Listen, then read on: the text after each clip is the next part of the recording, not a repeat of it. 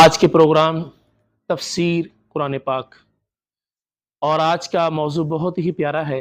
سورہ اخلاص کی تفسیر اور ترجمہ ہم سنیں گے۔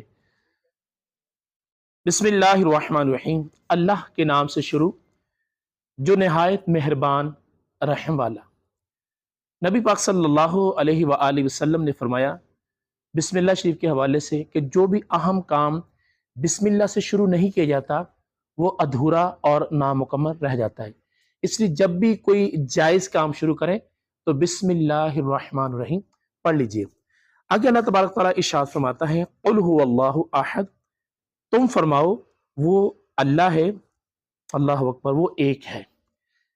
اسی طرح اللہ تعالیٰ فرماتا ہے اللہ الصمد، اللہ بے نیاز ہے، لم یلد ولم یولد، اور نہ اس کی کوئی اولاد اور وہ نہ کسی سے پیدا ہوا، ولم یکن لہ کفوا احد، اور نہ اس کے جوڑ کا کوئی۔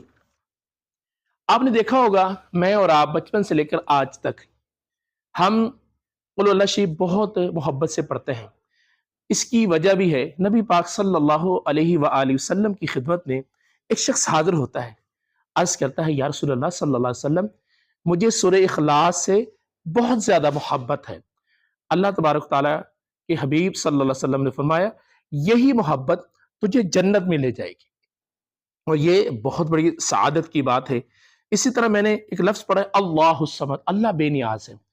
اگر آپ کو پریشانی، بیماری، قرضداری، اینی وے کچھ بھی مسئلہ ہے تو اللہ الصمد ہر نماز کے بعد آپ نے 100 مرتبہ اللہ الصمد اللہ الصمد اللہ الصمد تلفظ کی درستگی کے ساتھ اس کو پڑھنا ہے، اور اس کو پڑھتے رہے، انشاءاللہ الکریم جو بھی مشکل ہوگی دور ہوگی۔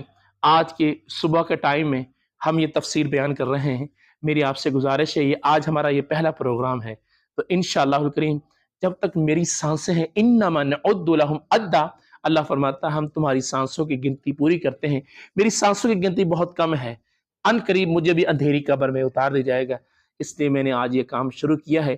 جو بھائی میری ویڈیو بنا رہے ہیں اللہ تعالیٰ اس کو بھی اس کی برکت نصیب فرمائی۔ اللہ تعالیٰ سے دعا کرتا ہوں عمل کی توفیق نصیب فرمائے۔